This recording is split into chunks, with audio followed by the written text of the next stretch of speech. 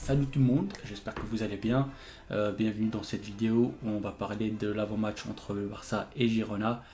Déplacement très compliqué pour l'FC Barcelone à Gérone, équipe qu'on a perdu l'année dernière, on a perdu 4-2 là-bas. Déjà on a perdu aller-retour là-bas, mais c'est voilà. C'était sous Xavi, c'était un peu compliqué, mais bon, avec Hansi Flick, on a de quoi faire. On va parler des retours d'Ansu Fati et de Frenkie de Jong. On va aussi parler de l'équipe en général, de la dynamique. J'ai pas eu l'occasion de parler avec vous du début de saison. On va y revenir un petit peu, hein. On va pas prendre beaucoup de temps là-dessus. Et après, on se projettera sur le match. Je vais donner ma compo probable en vue de la liste des joueurs qui seront disponibles. Pendant cette trêve internationale, on n'était épargné par les blessures, ça c'est une bonne chose. Et on va parler de. Voilà, je vais donner ma petite compo probable côté Barcelone. Je vais parler un petit peu de cette équipe de Girone qui a baissé un peu en niveau. Début de saison compliqué après l'année dernière où ils ont fini troisième. Je sais plus, je me souviens plus si c'était troisième ou quatrième. Enfin bref, et ils sont de retour. Ça a un début de championnat un peu compliqué. Euh, En plus, ils jouent Barcelone, ils nous jouent nous Barcelone en dimanche et ils jouent le PSG mercredi au Parc des Princes. Du coup, euh, ça, va être, euh, ça va être une bonne chose pour nous, je crois, déjà. Parce que je pense qu'ils vont s'économiser pour la Champions League. Ou, au contraire, ils vont tout donner maintenant et la Champions League, vont juste la jouer, c'est juste pour la jouer. Mais quand même, c'est la Champions League, tu joues pas juste pour jouer. Donc tu fais quelque chose pour faire un résultat. Et en plus, c'est contre le PSG au Parc des Princes. Donc il y a un moyen de faire des trucs pour eux. On est parti. Les retours d'Ansu Fati et de Frenkie de Jong, c'est comme des recrues. Surtout, je parle beaucoup plus d'Ansu Fati, un renfort offensif qui sort d'une saison très compliquée à Brighton. Son prêt à Brighton a été complètement raté. Dû à son manque de temps de jeu, Deserbi lui a pas fait confiance vraiment. En plus, il s'est blessé, ses performances n'ont pas été top quand il jouait. C'était compliqué pour lui et il revient à Barcelone. Il avait à cœur de convaincre Hansi Flick du coup de le faire jouer. Et il avait à cœur de faire une bonne pré-saison. Malheureusement, il s'est blessé avant la pré-saison. Encore, ça c'était malheur pour lui. Et il retrouve maintenant, il revient de blessure, bien sûr, et il va revenir sous le statut de remplaçant. Il va sauter personne. Il va pas sauter Rafinha, et surtout pas sauter le bon vieux Lamine Yamal. Donc ça c'est mort. Donc il va venir sous forme, il va arriver sous le statut de remplaçant de Rafinha ou même remplaçant de Lewandowski, comme il a pu le faire parfois par le passé, sous Ronald Koeman, avant qu'il se blesse. Hein. Merci bien Aïssa Mandi pour cette petite blessure. Donc, il y a aussi le retour de Frenkie de Jong. Frenkie de Jong, ça fait un bon moment qu'il est absent. Euh, Avec sa cheville, c'était un peu compliqué. Il s'est tordu la cheville, je crois, pendant le Classico du mois d'avril quand même. Ça fait 5 mois maintenant. 5 mois pour une torsure de la cheville. Il y a eu polémique à Barcelone autour de voilà, sa gestion. Est-ce qu'il fallait qu'il fasse une opération directe avant la fin de saison ou maintenant? Là, on parle de chirurgie, pas chirurgie, opération, pas opération. Voilà. Là, il revient. Du coup, il revient. Bon, il va revenir progressivement. Je pense pas qu'il va être titulaire direct. Je pense qu'il va prendre 3-4 matchs à jouer de manière, on va dire, progressive. Il va faire 15 minutes peut-être le premier match, 30 minutes le second, une mi-temps la troisième, et peut-être le quatrième, cinquième match, il va jouer titulaire. Là, ça dépend de la gestion d'Hansi Flick. Il y a quand même 6 matchs en 17 jours, donc la rotation va être importante et tous les joueurs qu'on peut avoir qui peuvent revenir, on est preneur. Hein. On va pas se gêner, on prend.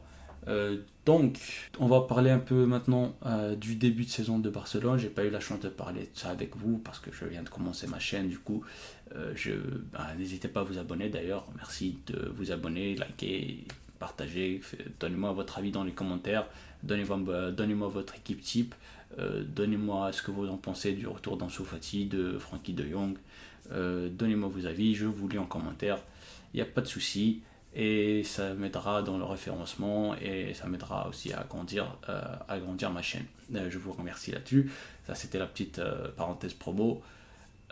Donc on va parler du début de saison, 4 matchs, 4 victoires, 2 déplacements très difficiles à Mestalla en première journée et à Rayo Vallecano, un stade très difficile pour nous. 2 victoires, 2 buts à 1, on s'en fout du résultat en vrai, le plus important c'est qu'on ait gagné. La manière était là quasi parce que la première mi-temps, le premier match contre Valence, il a été totalement maîtrisé. Le second match à l'extérieur contre Rayo, première mi-temps difficile, deuxième mi-temps très très bonne. On s'est bien repris en deuxième mi-temps. D'ailleurs, avec un bon retour de la rentrée de Daniel Mo fait beaucoup de bien.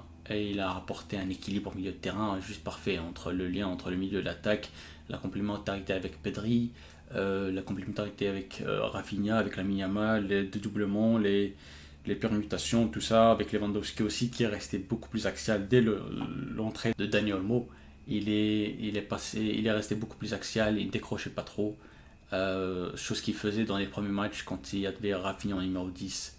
Il décrochait beaucoup. Par contre, là, contre Dani Olmo, dans le dernier match contre Valladolid et le match d'avant contre le Rayo Vallecano, je vais trouver un Lewandowski beaucoup plus axial qui était là juste pour finir les actions en renard des surfaces ou juste pour finir les actions quand on le trouvait. Du coup, voilà, Dani Olmo, grosse satisfaction. Je voulais saluer aussi et souhaiter bon rétablissement à Bernal. Bernal, jeune joueur de la Masia, 17 ans, quand on disait que c'était le futur Sergio Busquets, avec sa taille, sa technique et tout. J'ai vu de bonnes choses, il a fait de top performances. C'est dans le grand bain à 17 ans, titulaire du FC Barcelone. C'est jamais compliqué, jamais facile, pardon, je veux dire. Mais bon, voilà, bon rétablissement à lui. La défense, Martinez, Koubarsi. Ça a bien joué des fois ça n'a pas bien joué aussi. On ressent la fatigue chez Koubarsi qui a fait les JO, plus bon, il n'a pas joué l'Euro mais il a fait les JO quand même et il revient direct, difficile. Ter Stegen un peu difficile son début de saison aussi, des passes ratées, des dégagements, pas très serein dans sa cage. On se souvient du but qu'il a pris face au Rayo, il est un peu fautif là-dessus mais bon. Les latéraux, Baldé, Koundé, impeccable pour l'instant, début de saison impeccable pour eux. Pedri, très beau début de saison lui aussi, dans un rôle un petit peu différent de celui qu'il avait l'année dernière. L'année dernière, il était beaucoup plus haut sur le terrain. Pedri fait un début de saison formidable, dans un rôle que, comme je disais, qui était pas vraiment, qui est un peu nouveau pour lui. Hein. Il monte pas trop. Il est un peu en freestyle en milieu de terrain, en meneur de jeu, celui qui dicte le jeu, le tempo et tout ça. Très bon balle au pied, il est assez bon en récupération aussi. Donc Pedri, j'aime bien. Lamine Yamal, c'est la saison de confirmation. L'année dernière, c'était la saison de découverte. Il a fait énormément de matchs. Tout ça, c'était la saison. Là, ça, c'est la saison de confirmation. Là, il a changé de statut direct, surtout après l'Euro qu'il a fait. L'Euro magnifique qu'il a fait d'ailleurs. Meilleur jeune joueur du tournoi, meilleur passeur du tournoi et tout ça. Il fait un début de saison très bon, lui aussi. Comme Rafinha qui a retrouvé depuis le match contre le PSG au parc, il est redevenu brésilien, on va dire. On s'en moque un peu, on fait des vannes sur lui, mais bon, quand même, c'est un bon joueur de ballon. En plus, il se donne à fond, il se donne plus que d'autres. Et voilà, Lewandowski, buteur, il a retrouvé le sens du but, 3 buts en 4 matchs. Voilà, c'est assez bien aussi. Ça donne de la confiance et ça nous donne aussi de l'optimisme en tant que supporter du FC Barcelone. Quand on voit ton numéro 9 qui marque à chaque action presque, à chaque match presque, pardon.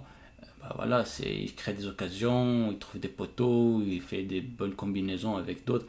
Voilà, donc c'était pour parler un peu du début de saison, des 4 premiers matchs que je n'ai pas pu aborder.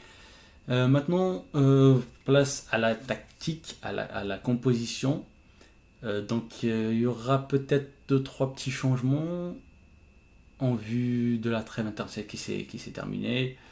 À noter que Rafinha n'a pas été sélectionné au Brésil, donc c'est une bonne chose pour nous.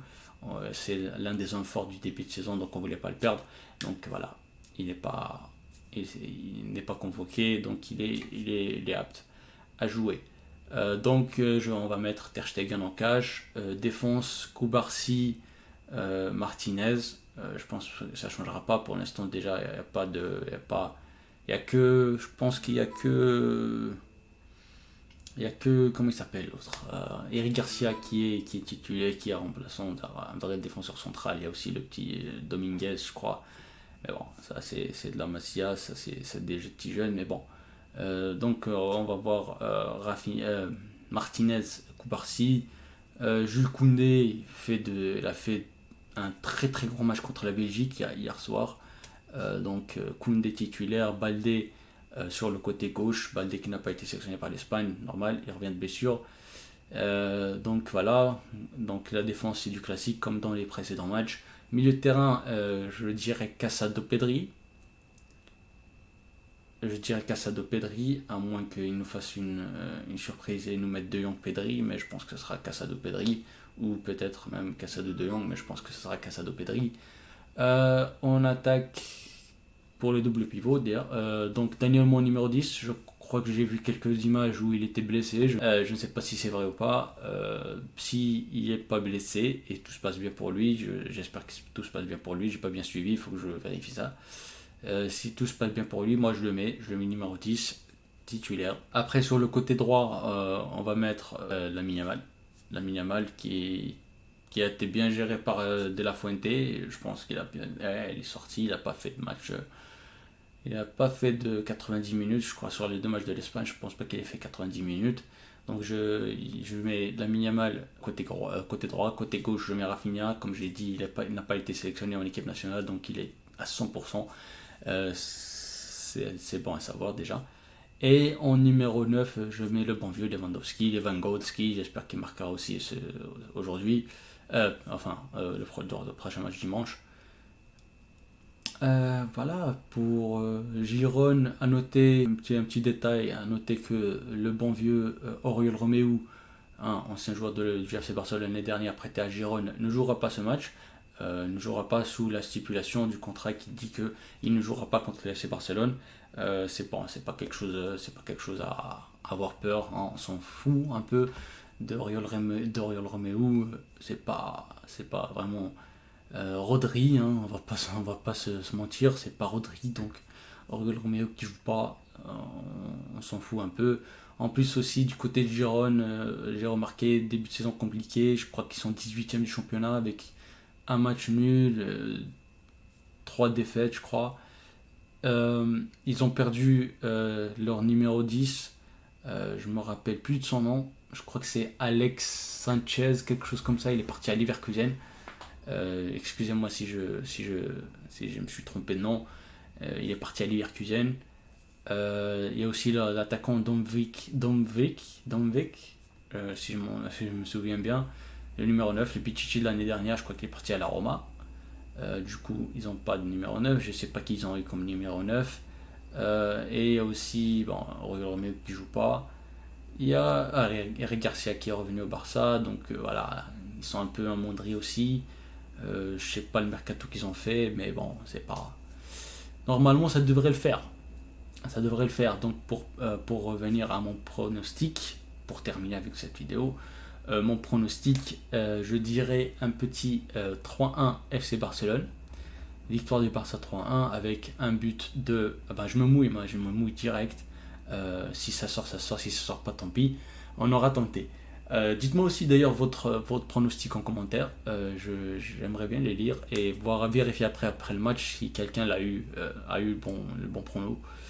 Ça serait marrant. Donc je dis 3-1 pour le Barça. Donc je dirais un but de Lamine Yamal, un but de Rafinha et un but de Lewandowski sur, on va dire, allez, 2 passes D de Dani Olmo. Je suis joueur, je vais même en passe D. Du coup, ça termine, ça conclut la vidéo d'avant-match que je vous ai préparée. J'espère que vous a plu, j'espère que mon analyse vous a plu. J'espère que le Barça va gagner. Le plus important, on se retrouve du coup, euh, je pense dimanche soir, dimanche après-midi parce que je suis aux États-Unis. Donc pour moi, le match se déroulera à 14h. Donc j'ai le temps de dimanche soir pour vous. Pour un petit débrief, je pense qu'il sortira le dimanche soir, sinon plus tard, lundi matin. Euh, Prenez tout soin de vous, n'hésitez pas à liker, à vous abonner. Dites-moi en commentaire vos avis sur le retour d'Ansu Fati, de Frenkie de Jong, le début de saison du Barça, l'équipe de Girone, si vous vous méfiez ou pas, et donnez-moi vos pronostics pour le match. Si vous êtes joueur comme moi, dites-moi vos détails, qui marquera, de passes décisives. Et je vous retrouve à la prochaine. Prenez tout soin de vous et à la prochaine. Ciao.